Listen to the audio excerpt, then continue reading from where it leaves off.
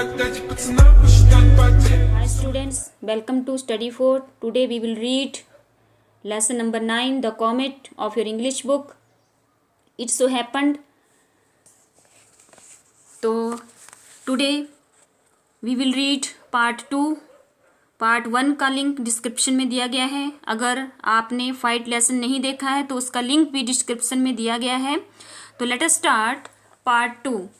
A British scientist writes a letter based on Datta's discovery. तो एक British scientist हैं, British वैज्ञानिक हैं जो दत्ता की डिस्कवरी पे, खोजों पे आधारित एक पेपर लिखते हैं. He and the defence science adviser have a tete over an impending calamity. ही उसके बीच में, he refers to British scientist and the defence science adviser रक्षा विज्ञान सलाहकार. तो टेटे यहाँ पे आई हुई दो व्यक्तियों के बीच में जो बात होती है उसके लिए. इम्पेंडिंग कैलेमिटी का मीनिंग है, इम्पेंडिंग कैलेमिटी का मीनिंग है आसन आपदा. कि जो आसन आपदा है उसके ऊपर बातचीत करने के लिए ही यानी ब्रिटिश वैज्ञानिक और रक्षा विज्ञान सलाहकार के बीच में बातचीत हुई. A conference of international experts might yield a clue to the cosmic puzzle. A conference of international expert यानी जो अंतर्राष्ट्रीय विशेषज्ञों का एक सम्मेलन उस ब्रह्मांडीय पहेली से, अब कॉस्मिक का मीनिंग यहाँ पे हुआ ब्रह्मांडीय पहेली के लिए सुराग मिल सकता है. इसीलिए एक अंतर्राष्ट्रीय विशेषज्ञों का सम्मेलन जो है वो बुलाया जाता है. In the spacious dining hall of King's College, Cambridge, the butler whispered deferentially in the provost's ears and handed him an envelope on a silver tray. अब in the spacious का मीनिंग हुआ विशाल. एक विशाल डाइनिंग हॉल था. कहाँ का? Kings college का. Cambridge the Buttler ने whispered किया, धीमे से कहा, डिफरेंटली बहुत ही आदरपूर्वक, प्रोवोस्ट के कानों में बहुत ही आदरपूर्वक उन्होंने कुछ धीमी सी आवाज़ में कहा. And handed him an envelope, और उन्होंने उन्हें हैंडेड किया मतलब उन्होंने उन्हें सौंप दिया. एन एनवलप एक लिफाफा. एक सिल्वर ट्रे, चांदी की ट्रे पर रखकर उन्होंने एक लिफाफा जो था उन्हें सौंप दिया. द प्रोवोस्ट बेकॉन्ड जेम्स, और जो प्रोवोस्ट थे उन्होंने, बेकॉन्ड का मीनिंग है इशारे से, जेम्स को बुलाया.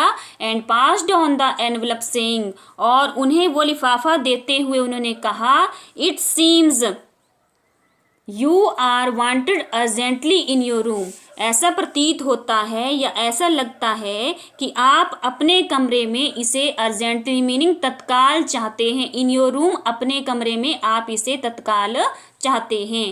As he made his way towards the beautiful building, James opened the envelope. As he made, जैसे ही उसने उस ब्यूटीफुल बिल्डिंग की ओर, ब्यूटीफुल इमारत की ओर उसने अपना रास्ता बनाया. James opened the envelope, James ने उस लिफाफे को खोला. और उस लिफाफे में क्या था? It contained a brief note. इसमें एक बहुत ही संक्षिप्त सा, ब्रीफ होता है संक्षिप्त सा, नोट था. क्या था वो, हम आगे जानेंगे. डियर फोर्सिथ, देखो क्या बोला हुआ है कि dear Forsyth, the bearer of the note has been instructed to bring you to my office in London tonight. Bearer का मीनिंग होता है वाहक, ठीक है, जो नोट के वाहक हैं. हैज़ बीन इंस्ट्रक्टेड, उन्होंने निर्देश दिया है. इंस्ट्रक्टेड का मीनिंग है निर्देश दिया. To bring you to my office in London tonight, आज रात आप मेरे ऑफिस में आए. प्लीज़ कम विदाउट डिले, और क्या बोला हुआ है कि कृपया बिना देरी के आए. I am making arrangement for your overnight stay in London. मैं कर रहा हूँ अरेंजमेंट यानी व्यवस्था मैं कर रहा हूँ. किसकी? फॉर योर ओवरनाइट, रात भर स्टे करने के लिए. कहाँ पे? इन लंदन में, कि लंदन में रात भर ठहरने के लिए मैं व्यवस्था कर रहा हूँ. I regret the inconvenience caused to you. Inconvenience का मीनिंग हुआ असुविधा, कि अगर यहाँ लंदन में मैं आपको बुला रहा हूँ, अगर यहाँ पे आपको कोई असुविधा होती है तो इसके लिए मुझे रिग्रेट है, यानी इसके लिए मुझे खेद है. And request you to keep your visit strictly confidential. Confidential हुआ गोपनीय, कि आप इस मीटिंग को, ये जो आपकी यात्रा है, विजिट है, इसको आप गोपनीय रखें। बिलीव मी इट इज़ अब एब्सोल्यूटली असेंशियल। बोलते हैं कि मेरा विश्वास करें कि ये बहुत ही एब्सोल्यूटली होता है, बिल्कुल पूर्ण रूप से, असेंशियल बहुत ही लाभदायक है, बहुत ही ज़रूरी है। योर सिंसियरली आप एप्लीकेशन में भी लिखते हैं भवदीय, ठीक है, या ईमानदारी से। John McPherson the signature carried the designation underneath. अब यहाँ पे सिग्नेचर का मीनिंग हुआ हस्ताक्षर, डिजाइनेशन होता है पदनाम, अंडरनेथ इसके नीचे जो था एक पदनाम था हस्ताक्षर के नीचे।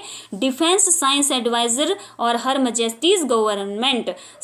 मैंने पहले भी बताया, डिफेंस साइंस एडवाइजर हुआ रक्षा विज्ञान सलाहकार, और हर मजेस्टी गवर्नमेंट हुआ महामहिम की सरकार। तो ये जो दो पदनाम थे ये कहाँ पर थे, उस डिजाइनेशन के नीचे।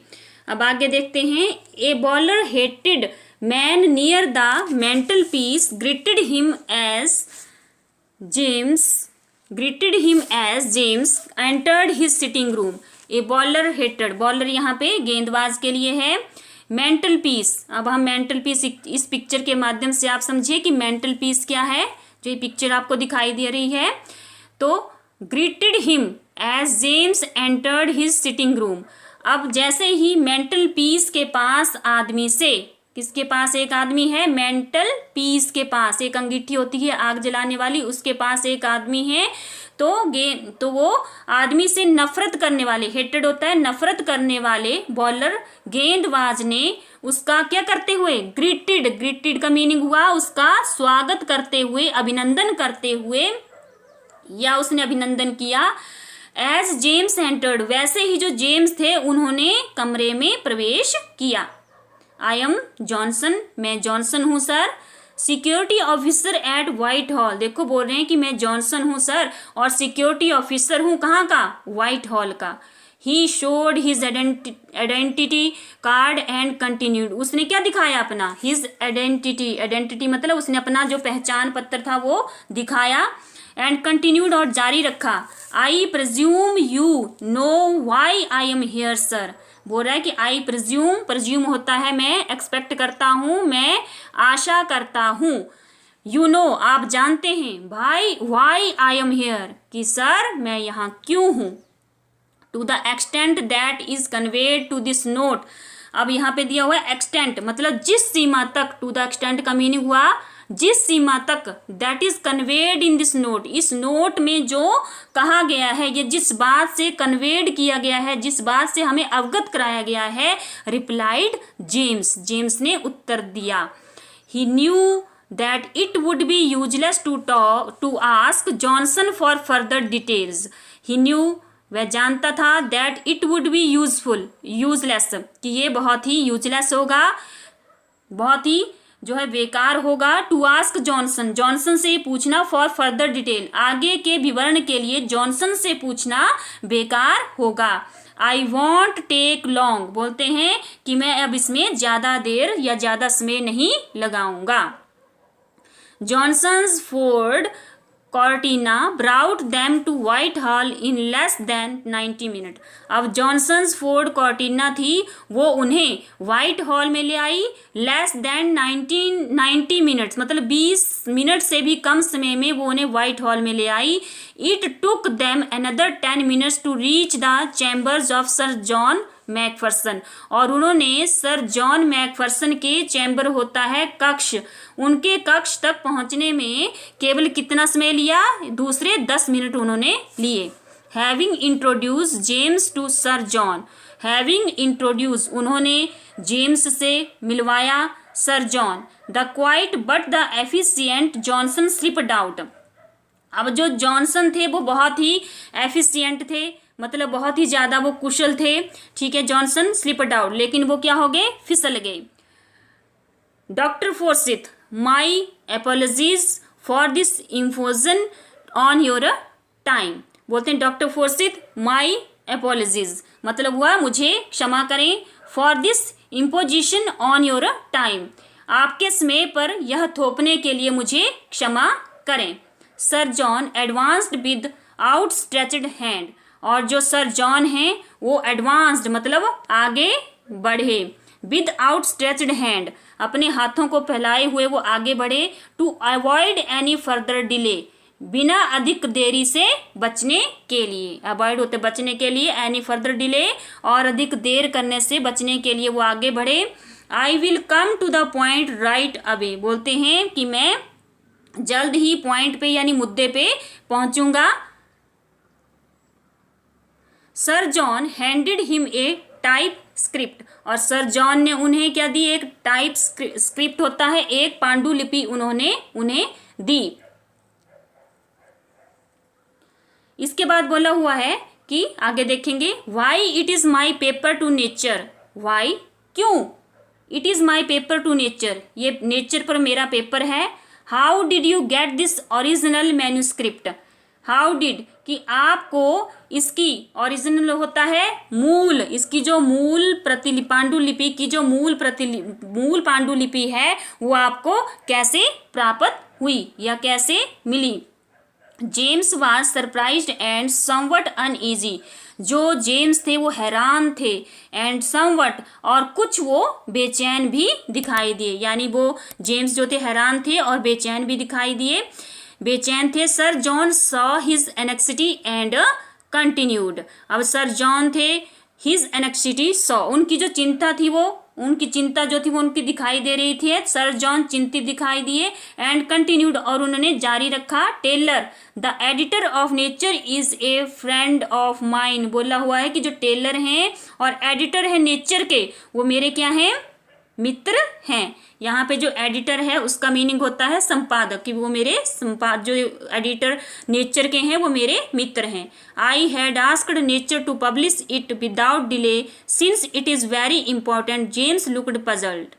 अब आई हैड आस्क्ड नेचर, मैंने पूछा क्यों, नेचर टू पब्लिश इट इसे नेचर में प्रकाशित करने के लिए मैंने पूछा, विदाउट डिले बिना देरी किए, since it is very important क्योंकि ये बहुत ही लाभदायक था, इम्पॉर्टेंट था। जेम्स लुक्ड पजल्ड, और जो जेम्स थे वो क्या दिखाई दिए, थोड़े हैरान दिखाई दिए, ठीक है, वो हैरान दिखाई दिए यानी परेशान भी दिखाई दिए।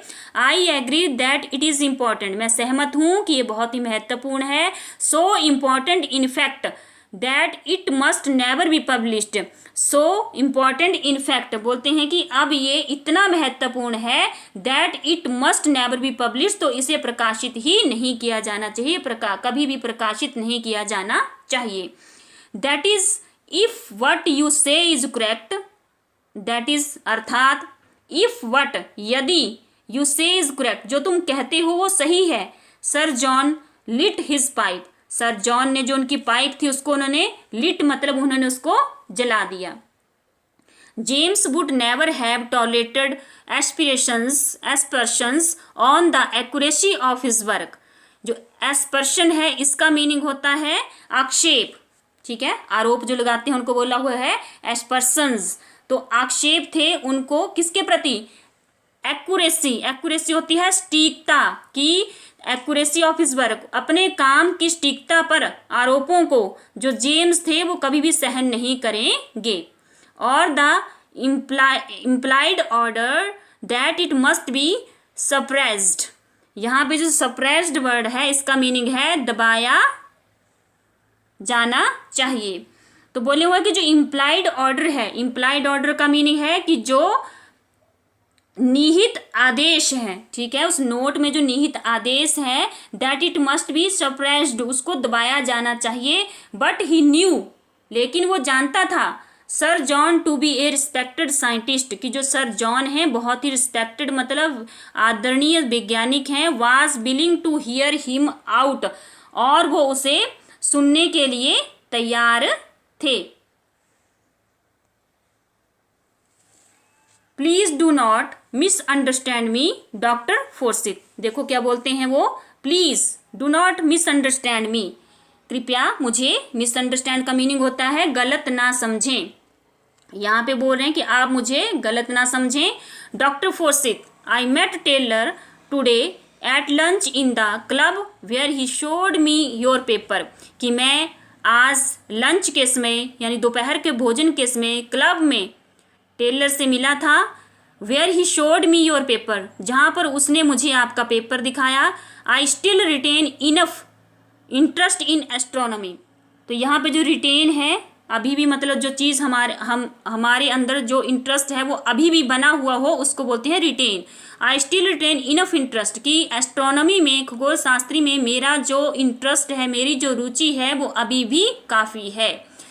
You know and he asked for my opinion before sending it to a professional referee, and he asked for my opinion, और वो मेरे विचार लेने के लिए मुझसे पूछेगा before sending it to a professional referee, इसको प्रोफेशनल रेफरी को यानी पेशेवर रेफरी को इसे भेजने से पहले वो मेरे विचारों के लिए मुझे ज़रूर पूछेगा। I immediately realized that your result has profound implications if it is correct. Immediately होता है तुरंत, रियलाइज्ड उसने महसूस किया, दैट द रिजल्ट की जो परिणाम है, एज प्रोफाउंड इम्प्लीकेशंस, मतलब जो प्रोफाउंड इम्प्लीकेशंस है गहरा प्रभाव, कि मैंने महसूस किया कि तुम्हारा जो रिजल्ट है, तुम्हारे जो परिणाम हैं उनका गहरा प्रभाव पड़ता है। इफ़ इट इज़ करेक्ट, अगर ये सही है तो। आगे देखते हैं, let me assure you sir John that it is correct. अब बोलते हैं कि लेट मी एश्योर यू, अब एश्योर का मीनिंग है विश्वास दिलाना, तो यहाँ पे बोलते हैं कि मैं आपको विश्वास दिलाता हूँ Sir John that it is correct, ये सही है। I stake my reputation on it, stake का मीनिंग हुआ दाव पर लगाना, कि मैंने जो अपनी रेपुटेशन है यानी अपनी जो प्रतिष्ठा है उसको दाव पर लगा दिया है। James could not contain himself any more, और जो जेम्स थे खुद को काफ़ी देर तक शामिल नहीं कर सके, वहाँ पे जो जेम्स थे वो अपने आप को बहुत समय तक वहाँ पर शामिल नहीं कर सके। Do you realize what will happen if comet Datta collides with the earth as you predict it will.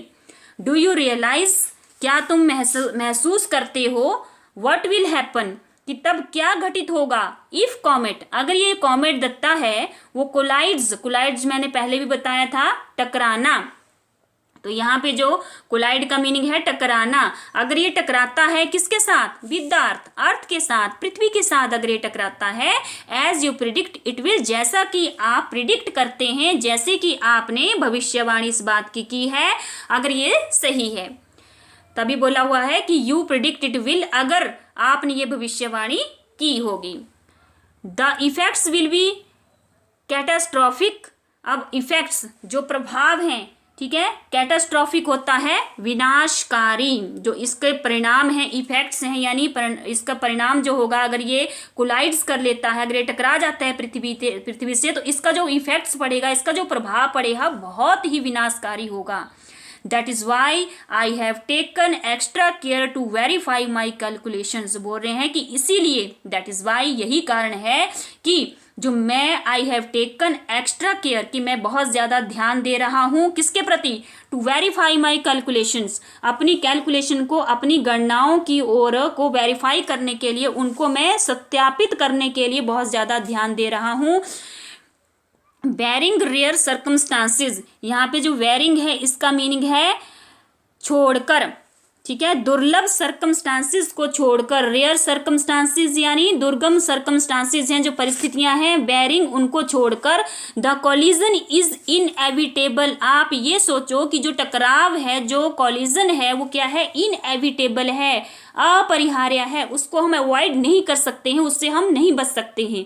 James was confident, James थे वो बहुत ज़्यादा कॉन्फिडेंट थे, उनको बहुत ज़्यादा विश्वास था इस बात पर। What sir John picked out the one qualifying phrase, what are those rare circumstances, परंतु जो सर जॉन थे उन्होंने, पिक्ड होता है उठाना, लेकिन यहाँ पे मीनिंग हुआ पिक्ड आउट का चुना, क्या चुना, वन क्वालिफाइंग फ्रेज, एक योग्य, क्वालिफाइंग का मीनिंग हुआ योग्य, और फ्रेज का मीनिंग हुआ यहाँ पे उन्होंने एक योग्य जो वाक्यांश था वो उन्होंने चुना। क्या चुना उन्होंने?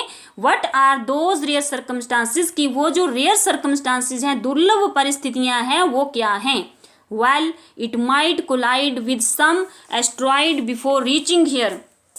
अब यहाँ पे बोल रहे हैं कि वेल आई माइट कोलाइड, कि अगर ये किसी कोलाइड होता है, टकराता है, विद सम एस्ट्रॉइड, एस्ट्रॉइड होता है क्षुद्र ग्रह, कि अगर ये किसी क्षुद्र ग्रह से टकराता है, बिफोर रीचिंग हियर, यहाँ पहुंचने से पहले, ठीक है, किसी क्षुद्र ग्रह से अगर ये टकराता है तो, और it might just split up when near the sun, और अगर ये स्पिल्ट हो जाता है यानी स्प्लिट हो जाता है, स्प्लिट का मीनिंग है यहाँ पे अगर ये विभाजित हो जाता है, ठीक है, स्प्लिट का मतलब है अगर ये विभाजित हो जाता है विद नियर द सन, सूर्य के पास आकर, और इट माइट इवेपोरेट, अगर ये वाष्पित हो जाता है।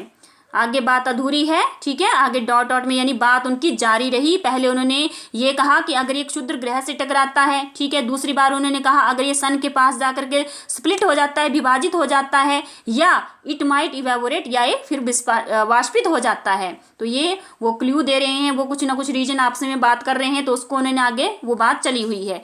What one can't count on these fortuitous circumstances. अब यहाँ पे जो फॉर्च्यूअस है इसका मीनिंग हुआ आकस्मिक, जो अचानक से कोई सर्कमस्टांसेस आ जाती है उसके लिए फॉर्च्यूअस लिखा गया है, कि ये जो आकस्मिक जो परिस्थितियां हैं, ठीक है, बट वन कांट काउंट, मतलब कोई इन पर भरोसा नहीं कर सकता। We have to proceed on the assumption that comet Datta will collide with the earth. अब प्रोसीड मतलब आगे बढ़ना होगा, जो यहाँ पे प्रोसीड है इसका मीनिंग हुआ आगे बढ़ना होगा। एजम्पशन का मीनिंग हुआ धारणा, कि हमें इस धारणा से आगे बढ़ना ही होगा।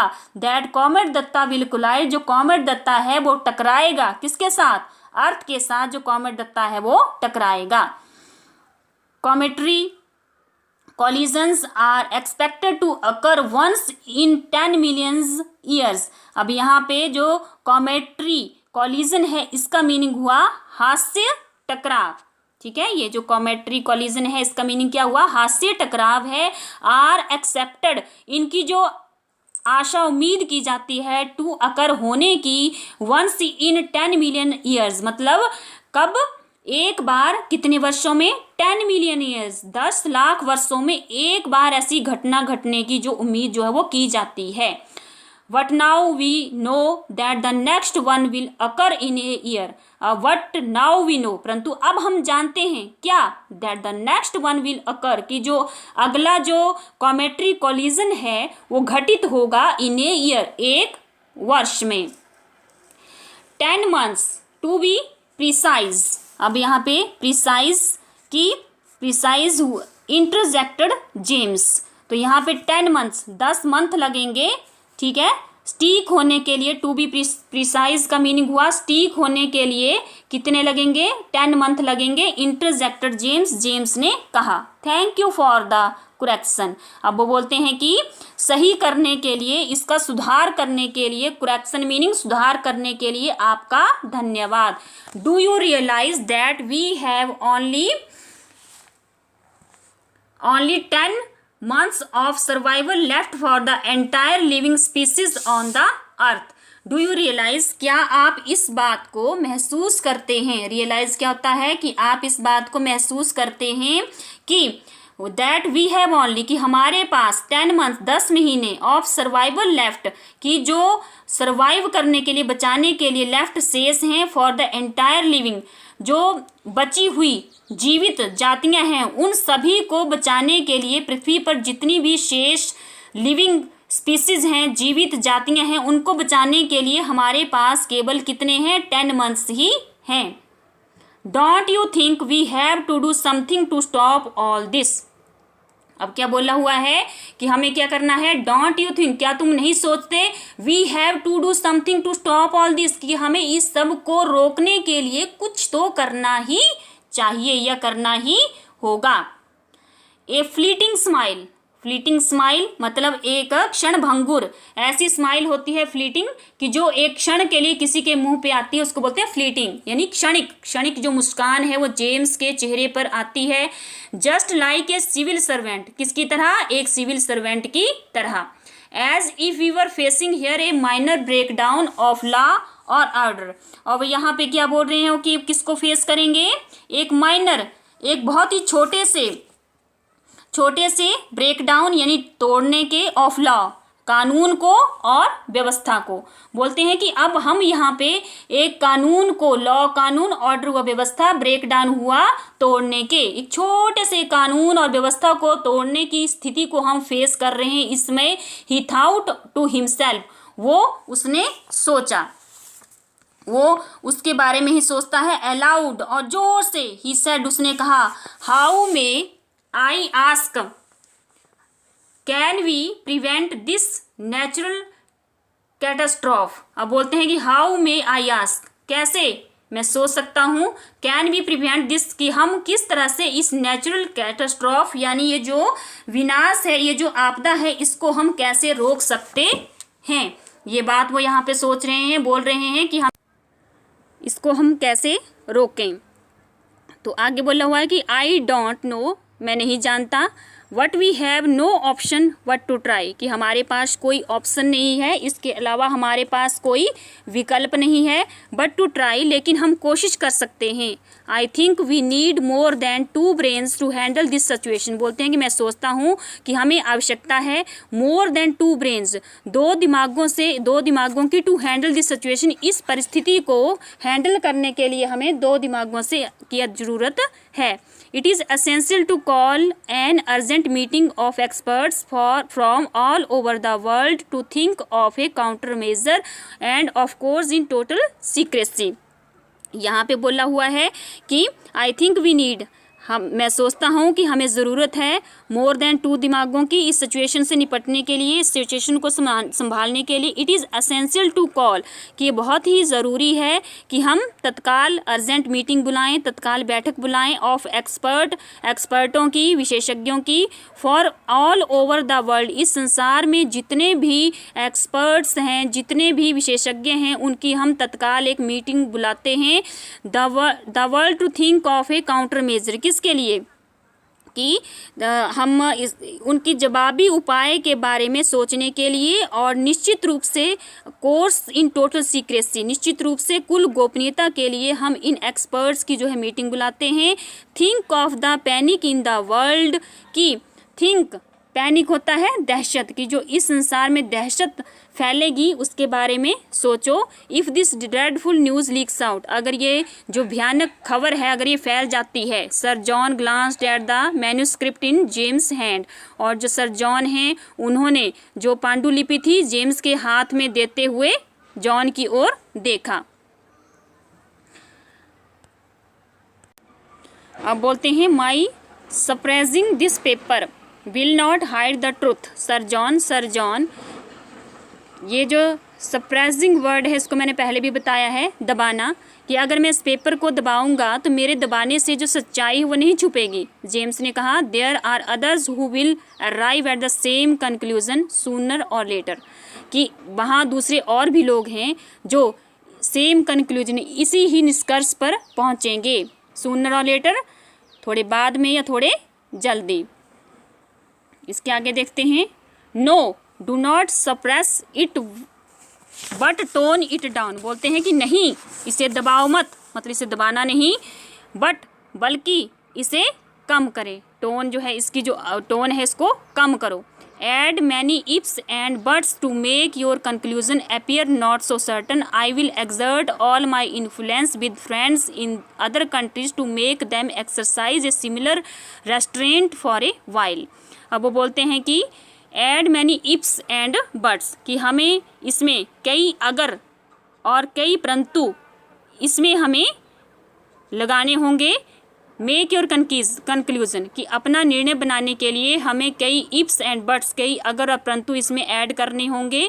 अपीयर नॉट सो सर्टन, कि ये जो हमें ऐड करने हैं लेकिन हमें इसमें निष्कर्ष निकालने के लिए हमें ये निश्चित नहीं है कि हम बोलते हैं कि निष्कर्ष इससे निकल जाएगा, तो ये निश्चित नहीं है। आई will exert all my influence, मैं अपना पूरा इन्फ्लुएंस है, मैं अपना जो पूरा प्रभाव है उसको मैं डालूंगा विद फ्रेंड्स, अपने मित्रों के साथ, in other countries to make them exercise similar restraint. Restraint का मीनिंग है यहाँ पे संयम, कि वो थोड़े समय के लिए जो दूसरे देश हैं वो संयम बरतने के लिए मैं उनसे कहूँगा।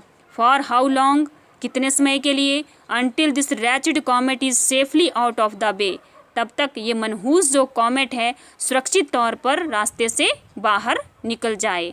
Late us spend some time now to plan the details of this international conference, shall we call it in a week's time hair.